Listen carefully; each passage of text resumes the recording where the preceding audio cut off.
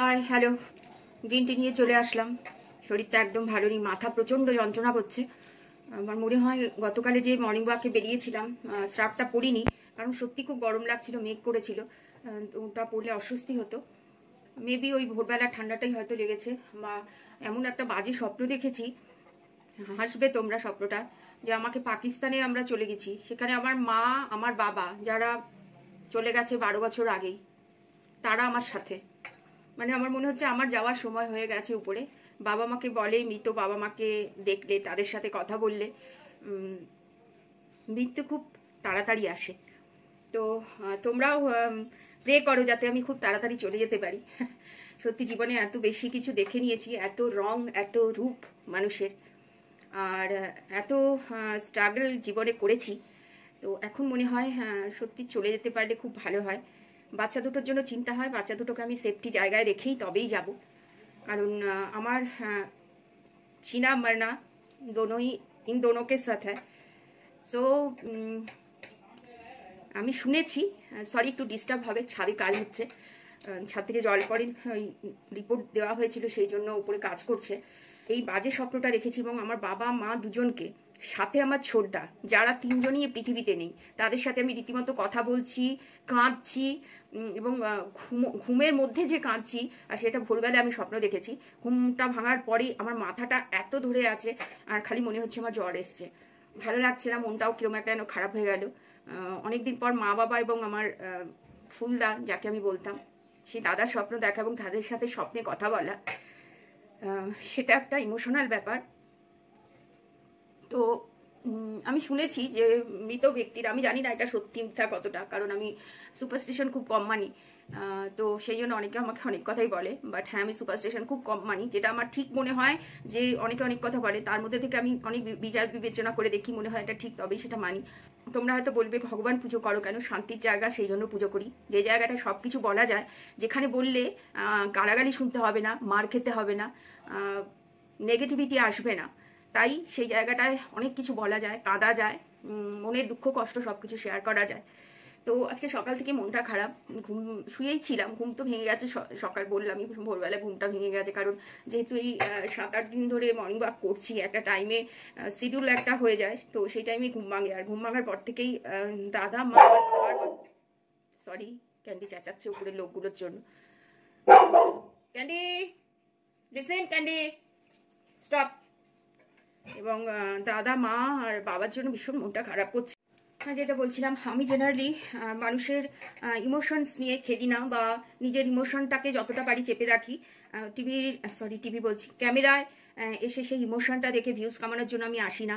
আমি প্রথমেই বলেছিলাম তোমাদেরকে, আমার ডিপ্রেশনের একটা প্রবলেম আছে, আর আমি এই সোশ্যাল মিডিয়াতে এসে রিলস বানিয়ে, ভিডিও বানিয়ে, আমার কিন্তু সেই জায়গাটা থেকে আমি নিজেকে বের করে এনেছি। প্রচুর ডক্টর দেখিয়েছি, টিল ডেটেও আমাকে মেডিসিন নিতে হয়, মেডিকেশনেই আমি থাকি সব সময়। আর আমার কোনোদিন ইন্টেনশন ছিল না যে ইমোশন নিয়ে বা নিজের কষ্ট দুঃখের কথা বলে ভিউজ কামাবো বা কিছু, কোনোদিনও কপালে থাকলে হবে, না থাকলে হবে না। নিজের ভালো লাগা থেকে জায়গাটাতে আসা। তবে আজকে সত্যি ভীষণ মনটা খারাপ লাগছে, বোঝোই বাবা মা একটা ইমোশন, আর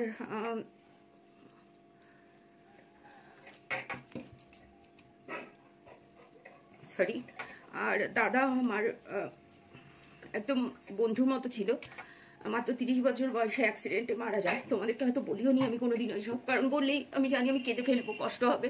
তোমরা অনেকে বলবে সিম্প্যাথি গেন করছেন ভিউজের জন্য, না, আমি কোনোদিন করি না এসব। কোনোদিন সিম্প্যাথি গেন করা বা ইমোশন মানে ক্রিয়েট করা, যেটা ন্যাচারালি হয় সেটা ন্যাচারালি আমি বলি, আর আমি খুব স্ট্রেট কথা বলি। সুতরাং ওসব আমি করি না, আর ওসব আমার ভালোও লাগে না, ওসব করে ভিউজ গেন করা বা কিছু। ভিডিও ভালো লাগলে বা রিলস ভালো লাগলে মানুষ এমনি দেখবে, ভালো না লাগলে দেখবে না। আমি আমাকে সুস্থ করার জন্য এই জায়গায় এসেছি, কারণ প্রচুর ডক্টর দেখানো হয়েছিল, তারা একটাই বলেছিল নিজে বিজি রাখার চেষ্টা করবেন। এবং নিজেকে বিজি রাখবোটা কি করে বলো, সবসময় তো সবার বাড়ি যাওয়া যায় না। আর সত্যি কথা বলতে কি, এত মানুষের কাছ থেকে এত আঘাত খেয়েছি, এত হেল্প করার পরেও এত আঘাত খেয়েছি, যে এখন আমি সত্যি কারোর সাথে যোগাযোগ রাখি না। সেটা বন্ধু বান্ধব বলো, যে বলো না কেন, কারোর কোনো কষ্ট দুঃখ, আমার প্রবলেম কি জানো, আমি খুব ইমোশনাল। কারো কোনো কষ্ট দুঃখ এগুলো আমি সহ্য করতে পারি না। আমাকে একবার কেউ ডাকলে আমি ছুটে চলে যাই, বাড়িটা আমার কোয়ার্টারটা এখন যেখানে মানে বিয়ের পর থাকি বা বিয়ের আগেও একদম আমাদের মেন যে হসপিটালটা আমার ব্লগে তোমরা দেখেছো, তার কাছে হসপিটালে কেউ অ্যাডমিট হলেও যদি কখনো আমাকে কেউ ফোন করেছে, সাথে সাথে নিজের সাধ্যমতো চেষ্টা করেছি তাকে সাপোর্ট করার, ইভেন কি তার ডিনার লাঞ্চ সব কিছু করে নিয়ে গিয়ে তাকে একটা মানুষ হিসাবে যেটা করা প্রয়োজন সেটা করেছি। বাট যাদের জন্য করেছি তাদের কাছ থেকে ধাক্কা খেয়েছি প্রচুর। আজকে কথায় কথা উঠছে বলে বলছি, কোনো প্ল্যান প্রোগ্রাম করে আমি কখনো কোনো কথা বলি না, যেটা হয় সেটাই দেখাই। রিয়েল লাইফ সবাই বলে এক নয়, আমার কাছে এক, কারণ আমার কাছে হারানোর কিছু নেই, পাওয়ারও কিছু নেই। সো আমার যেটা প্র্যাকটিক্যাল লাইফ আমি সেটাই তোমাদের সামনে তুলে ধরি, কোনো কিছু বানিয়ে কিছু বলি না, করি না। যেইটুকু দেখানোর খুব সিম্পলভাবে আমি সেটা করি, দেখাই। অনেক বিশাল কিছু করে বা দেখিয়ে বাড়িয়ে পড়িয়ে বলে এসব আমি করি না কখনো। যেটুকু আছে সেটুকুই দেখাই, যেটুকু করি সেটুকুই দেখাই, যে যা খাই সেটাই দেখাই। মনটা খারাপ একটাই কারণ ওইরকম একটা বাজে স্বপ্ন, আর হাসিও পাচ্ছে, এখানে সেখানে নয়, পাকিস্তানে চলে গেছি আমরা, আমার বাবা মা আর আমার ছোটদা। আর সেটা দেখেছি ভোরবেলায়, শুনেছি মৃত মানুষের স্বপ্ন এবং তাদের সাথে কথা বললে নিজের মৃত্যু খুব কাছে চলে আসে। এটা আমি অনেক বড় বড় মানুষের কাছ থেকে শুনেছি। তোমরা বলবে যে জ্যোতিষী, না না না, জ্যোতিষী নয় গো। কি বলবো তোমাদেরকে, ইনস্টাগ্রাম, ইউটিউব, ফেসবুক খুললেই দেখবে খুব জ্ঞানী বিজ্ঞ মানুষদের, যাদের বিভিন্ন টক শো হয়, তাদের কাছ থেকেই, তাদের বেশ কিছু ভিডিও রিলসে আমি দেখেছি জিনিসগুলো, যে কোথাও একটা কানেকশন হয়, কানেক্টিভিটি। আমি খুব হ্যাপি হব যদি সত্যি আমি চলে যেতে পারি তাদের কাছ থেকে। জীবন বড় যন্ত্রণাদায়ক, আর তার থেকে বড় কথা হচ্ছে বিয়ে করে জীবনে বড় ভুল করেছি। মা হওয়া আরো বেশি বড় পাপের। মাকে তখনই মনে হয় সবার, যখন সন্তানরা বিপদে পড়ে তখন আমরা মাকে মনে করি, আর যখন মাকে কটু কথা, খারাপ কথা, ব্লেম দেওয়া হয় তখন আমরা মাকে মনে করি। তো মা হওয়াটা খুবই যন্ত্রণাদায়ক, বাট মা কখনো খারাপ হয় না, মায়েরা কখনো খারাপ হয় না। এক্সেপশনাল কিছু থাকে, আমি জানি না তারা হয়তো কোনো পরিস্থিতির শিকার হয় কিনা আমি জানি না, বাট মাই হয়। মাকে তো সবসময় মিস করি। সাথে আজকে দাদা বাবা দুজনকে দেখেই কথা বলে আমি জাস্ট মানে উঠতে পারছিলাম না বিছানা থেকে। মাথাটা এত বেশি যন্ত্রণা করছিল, মনে হচ্ছিল গায়ে জ্বর চলে এসছে। উঠেই আগে থাইরয়েডের ওষুধ আর সাথে একটা প্যারাসিটামল খেলাম, খালি পেটেই খেয়েছি।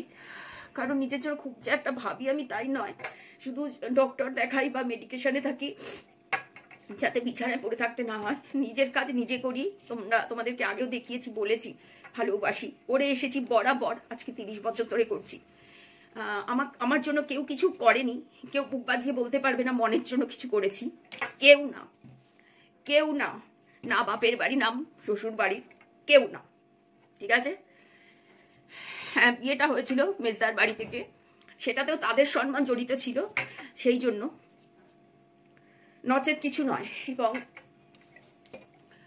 বিয়েটা হয়েছিল যে শাড়িটা পরে, সেটাও আমার নিজের টাকায়। সেই জন্য বললাম, আমার জন্য আমার কাছের লোক কেউ কখনো কিছু করেনি, সেই জন্য আমি বুক বাজিয়ে মাথা উঁচু করে চলি, আর বড় বড় কথা স্ট্রেট বলি, ভয় পাই না কাউকে। যেটা করিনি সেটা কেউ আমাকে জোর করে বলতে পারবে না তুমি করেছো, যেটা করেছি সেটা সবসময় স্বীকার করি। আর মাকে স্বপ্ন দেখেছি বলে মা সম্বন্ধিত কিছু কথা বললাম, হয়তো বিয়ের আগে আমিও মায়ের সাথেই সবই করেছি, মনে পড়ে না খুব একটা করেছি, কারণ আমি খুব মা ভক্ত ছিলাম বরাবরেরই। মা ছাড়া আমি অন্ধ ছিলাম বরাবরই, বিয়ের আগে বিয়ের পরেও। মাকে সবসময় মিস করি, আজও মনে করলে কষ্ট পাই। আর যেহেতু এরকম একটা বাজে স্বপ্ন, একসাথে 3 জন মৃত মানুষের সাথে কথা বলা অনেকক্ষণ ধরে, বুঝতেই পারো। এখন তোমাদের সামনে কেঁদে হয়তো মাথাটা হালকা হয়ে যাবে, বলে না কাঁদলে দেখবে অনেক হালকা লাগে, কাঁদলে ঘুম ভালো হয়, কাঁদলে মাথাটা ছেড়ে যায়, এটা মনে হয়। আসলে ভেতরকার যে কষ্টগুলোটা বেরিয়ে যায়, তো সেই জন্য হবে। তো বিগত 7-8 দিন ধরে আমি ঠিকমতো রিল বানাইনি, কারণ রুটিন একটা বিভৎসভাবে আমার চেঞ্জ হয়েছে। যেখানে আমি সারা রাত 2.5 বছর ধরে জেগে থেকে সকালবেলায় ঘুমাতাম, ঘুম থেকে উঠতাম 1টা-2টোর সময়, আর সেখানে হট করে চেঞ্জ করে ভোর 4টে-4:30 সময় উঠে হেঁটে এসে তারপর কাজকর্ম করে 12টার মধ্যে খাওয়া দাওয়া করে রেস্ট করা, সন্ধ্যার পর ওদেরকে খাওয়া দাওয়ার পর আমি নিজে ঘুমিয়ে পড়তাম, যার ফলে আমি আর রিলস তৈরি করতে পারতাম না। তো গতকাল এরকমই চা খাচ্ছিলাম, তোমাদের সাথে কথা বললাম, তারপরে বসে বসে ওই অবস্থাতেই কয়েকটা ইনস্টাগ্রাম রিল তৈরি করলাম। কারণ আমি জানি এগুলো না করলে আমি ভেঙে যাব, আবার ডিপ্রেশনে ঢুকে যাব। কারণ জীবনে অনেক কিছু চলছে আমার, সব কিছু বলাটা প্রয়োজন মনে করি না, বা সব কিছু বলাটা সঠিক নয়।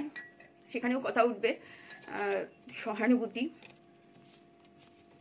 না, যেটা হবে সেটাই বলবো, ফিউচার যেটা হবে সেটাই বলবো।